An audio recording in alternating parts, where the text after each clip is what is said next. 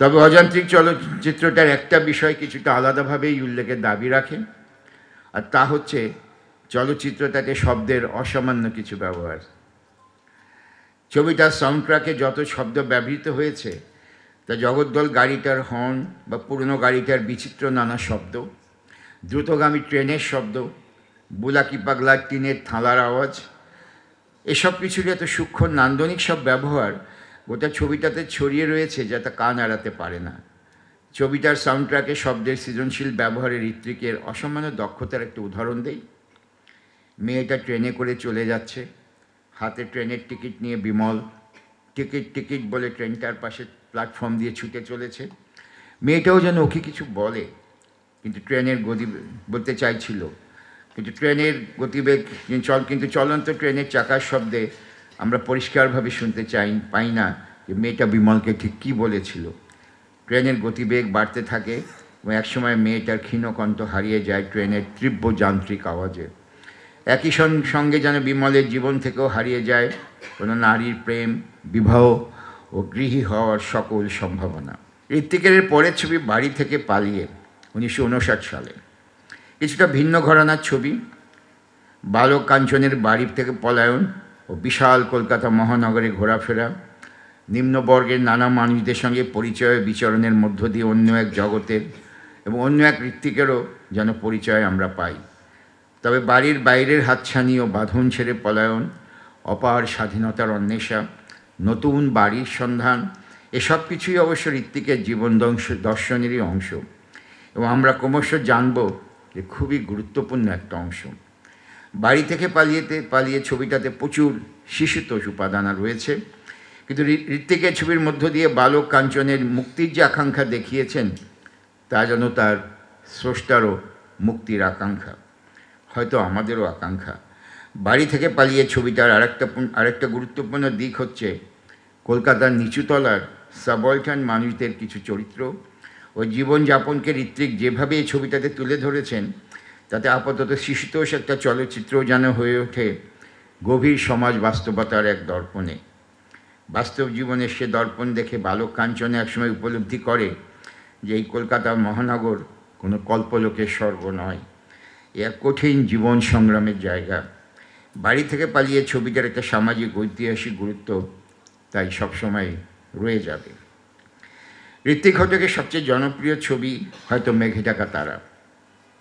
পূর্ববঙ্গের এক উদ্বাস্তু পরিবারের অত্যন্ত দারিদ্র্যপীড়িত জীবনে ও মানবতার টিকে থাকা সংগ্রামের যে করুণ চিত্র ঋত্বিকের ছবিটাতে এঁকেছেন তা যুগ যুগ ধরেই দর্শকদের এক গভীর করুণ রসে আপ্লুত করেছে। কী চরিত্র নির্মাণে, কী অভিনয়, কী আবহ সঙ্গীতে অথবা সাউন্ডট্র্যাকে শব্দের নানাবিধ শৈল্পিক ব্যবহারে সিনেমা শিল্পের এই সব দিকগুলোর বিবেচনাতেই মেঘে ঢাকা তারা ঋত্বিক ঘটকের এক অনবদ্য সৃষ্টি। ঋত্বিক ঘটকের শৈল্পিক যন্ত্রণার যে মূল নির্যাসটা বাংলা ভাগের ক্ষত, এই ছবিটাতেও ফুটে উঠেছে গভীরভাবে।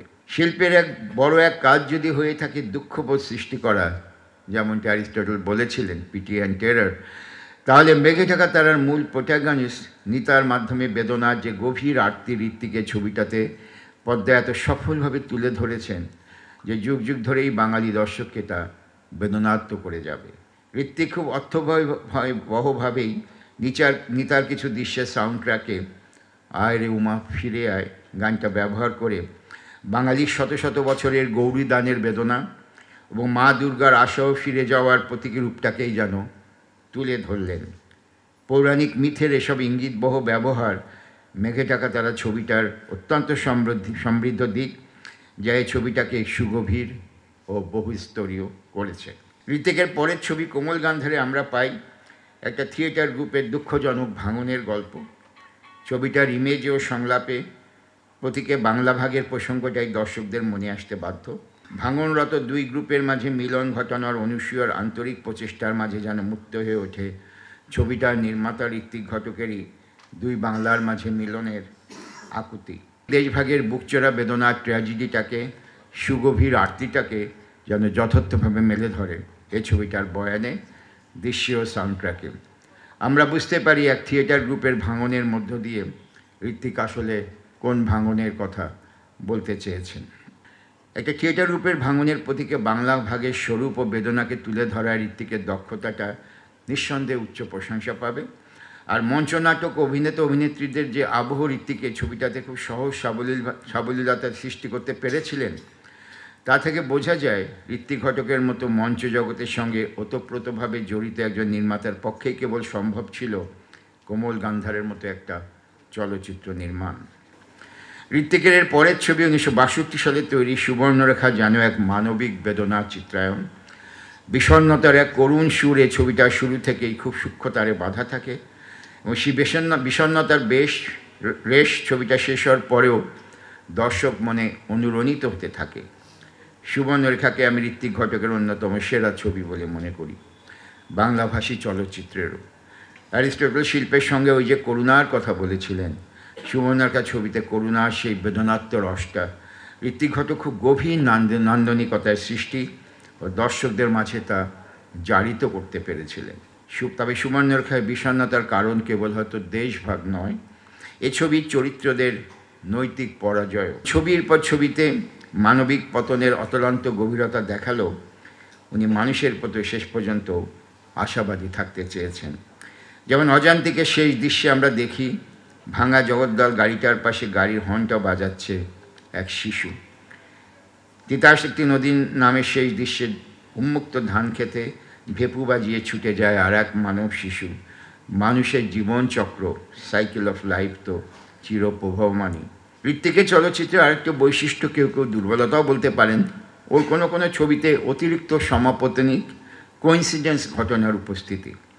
সুবর্ণরেখা ছবিটাতে এই বিষয়টা খুবই দৃষ্টিগ্রাহ্য। তবে মনে রাখতে হবে ঋত্বিক সেই ঘরানার একজন চলচ্চিত্র নির্মাতা যার কাছে গল্পের প্লটটা জরুরি নয়, এমনকি গল্পটাও গুরুত্বপূর্ণ নয়। গুরুত্বপূর্ণ হচ্ছে গল্পের থিমটা। একটা লেট মোটিভের মতোই যেন বারবার ফিরে আসে দেশ মাতৃকাকে মাদার ইমেজে দেখবার এই ধারণাটা। পূর্ববঙ্গের যে মাতৃভূমিকে তিনি ফেলে এসেছিলেন, সেই হারানো মায়ের প্রতি যেন ওর এক সুগভীর আরতি ও হাহাকার। স্বদেশকে বাংলা মা হিসেবে দেখার মাদার ইমেজের এই ধারণাটা যে ছবিটাতে সবচেয়ে বেশি এবং প্রত্যক্ষভাবে চোখে পড়বে, সেটা হচ্ছে ঋত্বিকের শেষ ছবি যুক্তিতক্ক গপ্পতে, বিশেষ করে এই ছবিটার বঙ্গবালা চরিত্রটার মাঝে। পূর্ববঙ্গের উদ্বাস্ত নারী বঙ্গবালার নামটাই তো ইঙ্গিতবহ ও প্রতীকী। তবে কোমল গান্ধারে অনুসয়া বা মেঘে ঢাকা তারা নিতার মাঝেও মাতৃত্বের এই বিশেষ রূপটা দুর্নিরীক্ষ ছিল না। আর তিতাসে বালক অনন্তের চোখে তো তার মা সাক্ষাৎ ভগবতী। সে যখন মায়ের কথা ভাবে তখন জগদ্ধাত্রী মা দুর্গার মূর্তিটাই তো তার চোখের সামনে ভেসে আসে। এমনকি অনেক ভিন্ন বিষয়ের একটা ছবি হলেও অজান্তিকে বিমলের ভাঙাচোরা পুরনো জগদ্দল গাড়িটাও কখনো কখনো হয়ে ওঠে যেন সর্বংসহা কোনো মায়েরই প্রতীক। ঋত্বিকের বহু আলোচিত ছবি তিতাসিটি নদীর নাম, ছবিটা ঋত্বিক ঘটক ওর প্রিয় পূর্ববঙ্গে সে শ্যুট করেছিলেন। সমালোচকরা সকলেই এক বাক্যে ছবিটাকে একটা এপিক চলচ্চিত্র হিসেবে আখ্যায়িত করেছেন। তিতাস পাড়ের মালয় সম্প্রদায়ের জীবনের বর্ণনায় অদ্বৈত মল্ল বর্মনের উপন্যাসটাকে তাতে এপিক উপাদানটা ছিল, তবে গ্রিক ধ্রুপদ এপিকের মতো কোনো আটসাট এপিক নয়, এক ধরনের এলায়িত লোকজ এপিক। আর অন্যতম চরিত্র তিলক চাঁদের চরিত্রে অভিনেতা হিসেবে পদ্মায় ঋত্বিক ঘটককে দেখতে পাওয়াতেও এ ছবিটার একটা বাড়তি সুখকর অনুভূতি।